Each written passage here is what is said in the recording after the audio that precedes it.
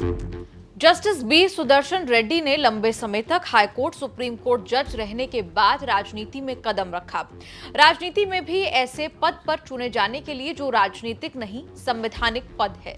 अगर सुदर्शन रेड्डी जीते तो देश के उपराष्ट्रपति और राज्यसभा चेयरमैन रहेंगे। ये दोनों पद अराजनीतिक हैं। उनकी ड्यूटी होगी कि पार्टी पॉलिटिक्स में पड़े बिना अपना काम करें।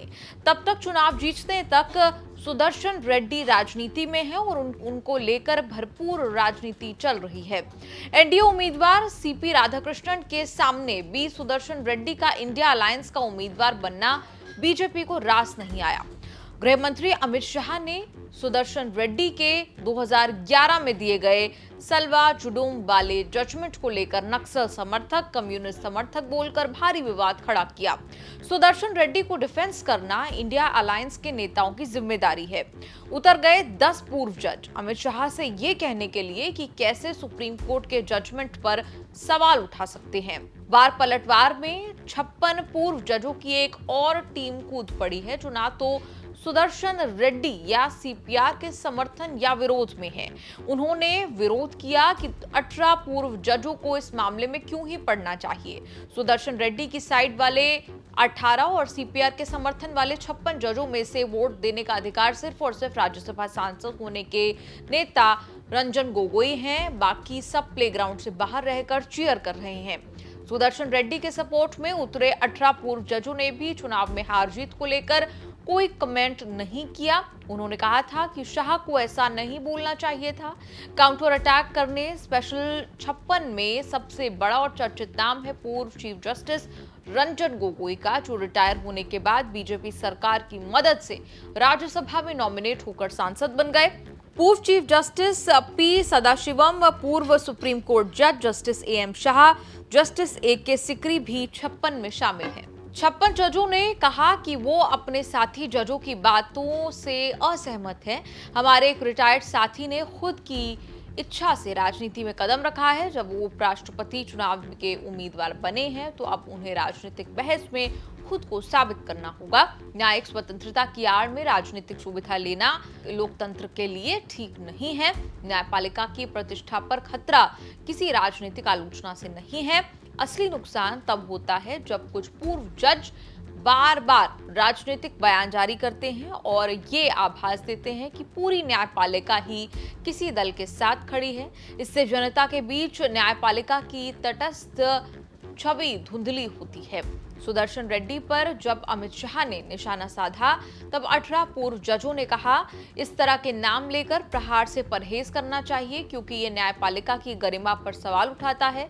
किसी पूर्व जज को केवल इसीलिए निशाना बनाना कि वो अब विपक्ष के उम्मीदवार हैं उचित नहीं है। ये न्यायपालिका की स्वतंत्रता पर भी असर डाल सकता है। सुदर्शन रेड्डी की दलील है कि फैसला इतना ही गलत था तब किसी ने चैलेंज क्यों नहीं किया। सुदर्शन रेड्डी के समर्थन में बोलने वाले पूर्व सुप्रीम कोर्ट जज कुरियन जोसेफ, मदन बी लोकुर और जे चिलमेश्वर जैसे बड़े बड़े नाम शामिल हैं। आप सलवा जुडूम जजमेंट के बारे में जिक्र किए। मेरा ख्वाहिश ये है श्रीमान अमित शाह जी खुद उसको पढ़ ले।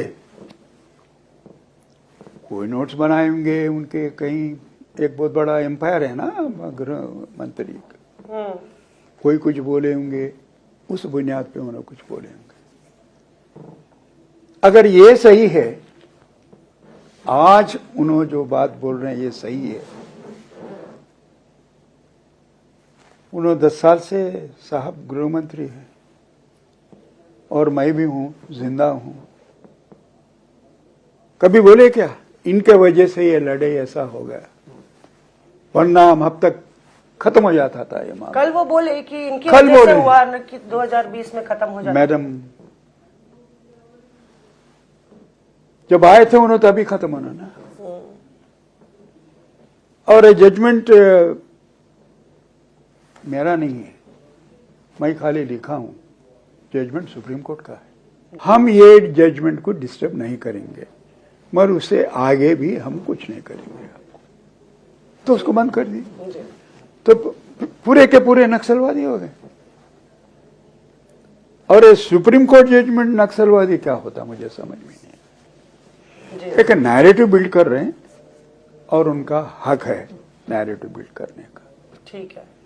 और मैं ऐसा मामलों में पढ़कर आहा हूं मैं नहीं करूंगा। अब कोर्ट कचहरी से जुड़े लोगों को तीसरा पक्ष भी सामने आया, जो ये जज कर रहा है कि 18 पूर्व जज सही या 56 पूर्व जज। सीनियर वकील मुकुल रोहतगी ने कहा कि 56 पूर्व जजों का पक्ष 18 पूर्व जजों से कहीं बेहतर है। अगर कोई राजनीति में आ रहा है तो उसकी साख पर बहस होती है।